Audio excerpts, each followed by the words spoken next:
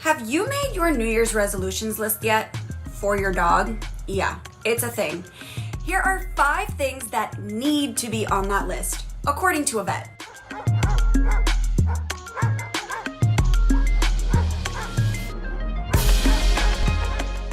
Welcome back to Alpha Paw, your destination for everything dog. I'm Bernie Zilio, and I'm on a mission to answer every doggone question you have ever had about your fur babies. And today, we are talking about the 5 things you need to be doing to ensure your dog has the best New Year's resolution list possible. New year, new dog. Thankfully, we have an expert with us today, Dr. Ross Bernstein. Dr. Ross is a seasoned veterinary professional and pet care expert. He earned his doctorate degree in veterinary medicine at UC Davis School of Veterinary Medicine, and his work has been featured in several industry-leading publications, including the Journal of Veterinary Surgery. He is our go-to vet for everything we want and need to know about our fur babies. So welcome back to Alpha Paw, Dr. Ross. Hey guys, thanks for having me. Thank you so much for being here. Now, 2021 is just around the corner. Woohoo! Put this year behind us. Now, we all should have New Year's resolutions, and if we don't, no judgment, do your thing. But apparently we should have a list of things for our dogs. So that is why you're here, to kind of walk us through it. So what is the number one thing that we should be paying attention to for our puppers for the new year? Yes, I like that idea about having a list of New Year's resolutions for your dogs. That's awesome.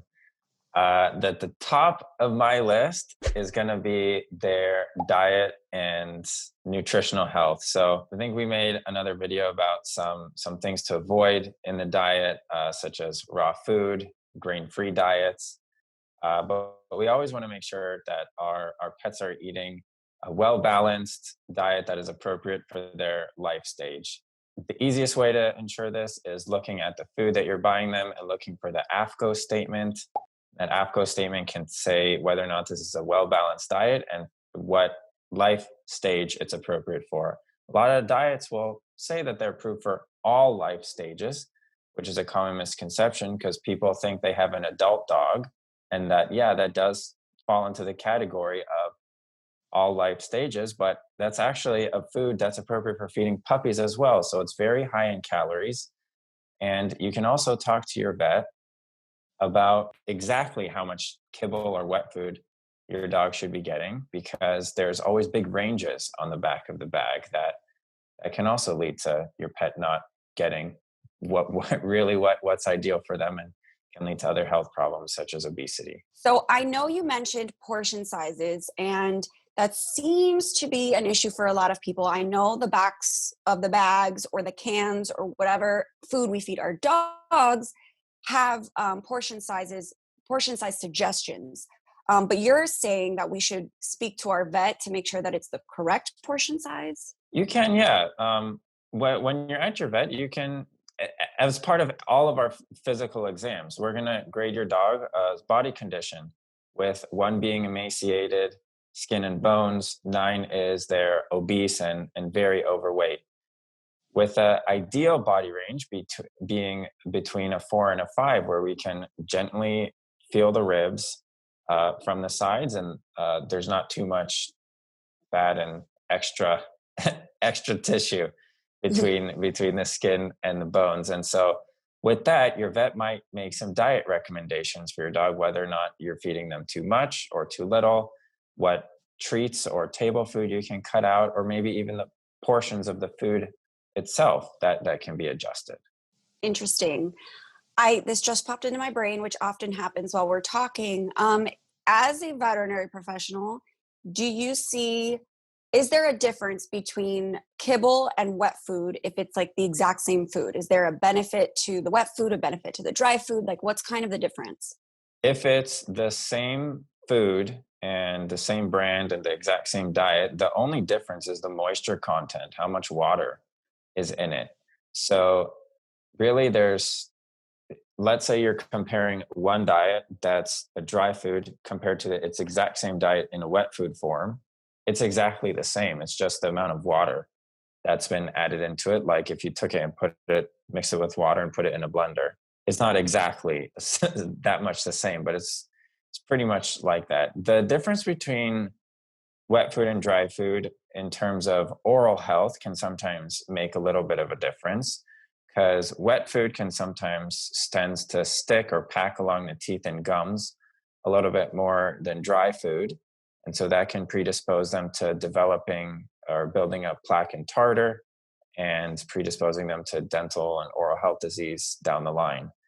Now, sometimes if they've had veterinary work done, such as an extraction or a mouth surgery, the the wet food or dry food recommendations may be different depending on what was done and what your veterinarian recommends. I see. Okay. So basically, our dogs are not dissimilar from how we operate in the sense that a lot of us are trying to better our diet and exercise routine in the new year. So I can totally understand why that's at the top of our list for our dogs. What is the second thing on our list, Dr. Ross? Another important thing I want to mention is doing routine visits to your veterinarian, going in for your wellness exams, following up with preventative medications such as vaccines, flea and tick and heartworm medications, and catching problems early before they develop further and before they can become a life-threatening issue, and also treating them while they are treatable rather than having to face difficult decisions and different difficult scenarios down the line, or treating the problem as an emergency versus treating it when it's not as life-threatening or serious. Yes, Dr. Ross, I totally agree with you. I think being vigilant and catching problems early and taking our dog to the vet, not letting your groomer's grandpa's psychiatrist cousin diagnose your dog. Very, very important. Now, this next one, number three, we have spoken about so much on this show, but it is so, so, so important. And I think we need to talk about it again, and that is oral health. Can you explain to us again why it is so important and why it should be at the top of our list for our dog's New Year's resolutions? Yeah, oral health is extremely important in our pets, dogs, cats, and pretty much any animal that eats food through its mouth, which is most of them. So, just like you or I, we should go to regular dentist visits, and we also should be brushing our teeth every day, if not twice a day. And so the same goes for our for our animals. So if we don't brush our teeth, plaque and tartar can build up. Plaque it's a mixture of food particles and bacteria, and it can create a thin film on our teeth that can lead to bad breath, or halitosis is the medical word for that. It can lead to tooth decay, periodontal disease, gingivitis, which is inflammation of the gums. And then even what's worse is that bacteria from periodontal disease can get into the bloodstream, and that can affect pretty much almost every organ in the body, including the heart. And so, if we can prevent this from happening, that's always much better than dealing with it when it's really bad and potentially an emergency. Absolutely. And I know we have spoken about this before, but it's difficult sometimes to brush your dog's teeth. If they're not very into it, or, taking them to the vet to get a proper cleaning, like sometimes it's nice to have a little magic wand. And I am obsessed with this magic mouthwash from Alpha Paw. I'm like not even told to say this right now. I just genuinely love this mouthwash. I put a little bit in Pod's water bowl, and it helps with all of those things that we just talked about. So it's a nice, like, in between, in between brushes, in between, I was almost going to say dentist visits, vet visits. Okay, so I kind of mentioned before about how we shouldn't be relying on strangers and their diagnosis of our dogs and their opinions, and we should just take our dogs to the vet. The same would hold true for over Googling and trying to figure out homeopathic remedies on our own. They could be helpful, but they should not be solely what we rely on, right, Dr. Ross? Yeah, it's always good to do your own research at home and take other people's opinions into consideration and try to figure out or self-diagnose conditions in our pets.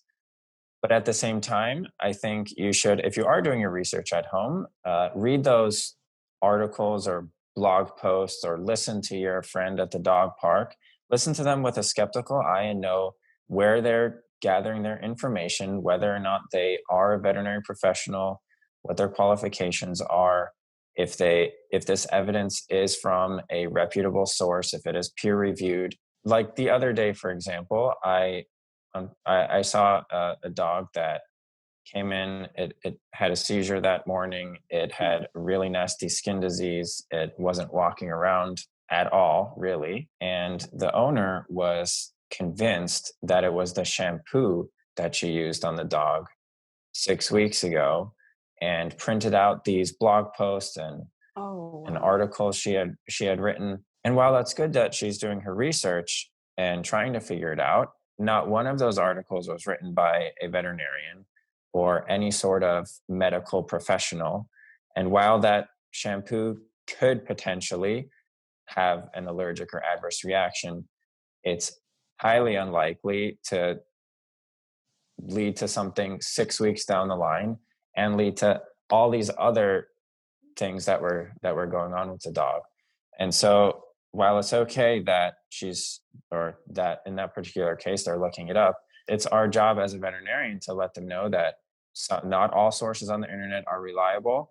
We have done our training and we have our experience, and that we are making recommendations for the right reasons, and we truly do care about your pets and want what's best for them. I know. And we've talked about that before too, where you guys are in this because of the love of the animal. And any test you have to run them because you can't ask the animal what hurts. You can't ask the animal what's wrong. It's very important that we put our faith and our trust in veterinarians, because at the end of the day, we're only as good as our Google search, and you guys are the ones with the real knowledge. So that's very important to keep in mind. Bring us home with number 5, Dr. Ross. What is the 5th thing that should be on our dog's New Year's resolution? I'm going to make this a broad category of knowing what's normal for your dog. Whether that's you take them to the park and you know that they always eat grass, and then one day they just don't eat it at all, or sometimes they never eat grass and all of a sudden they start eating grass. Knowing what's normal. So that can also be in terms of training. So you can know that if they get scared by bicyclists riding by every day, you can start to train them to not attack the person on the bicycle when they come by. And or fireworks, for example, slowly gearing them up to the big day by slowly exposing them to louder sounds. It can also be really helpful knowing what's normal for your dog when all of a sudden they start acting abnormally, and that might tip you off that there could be a systemic illness or something else going on medically that needs a little bit more attention. So that's my fifth tip. Okay, awesome. And I think in general training, especially right now, we're all home. I mean, we should be home. I'm watching all of you. We should be home, and we should be taking advantage of the fact that we have the time, and we have endless resources online. As I just finished saying, don't trust everything on the internet, but you can absolutely find virtual trainers online. You can research proper training methods. It's so important. It keeps your dog safe. It keeps you sane. It's just better for them overall, I think. So I so appreciate all of the advice, Dr. Ross. Do you guys have more questions for Dr. Ross? Drop them down in the comment section below. Again, I'm Bernie Zilio, and this is Alpha Paw. Be sure you subscribe so you don't miss a single doggone episode. We'll see you next time.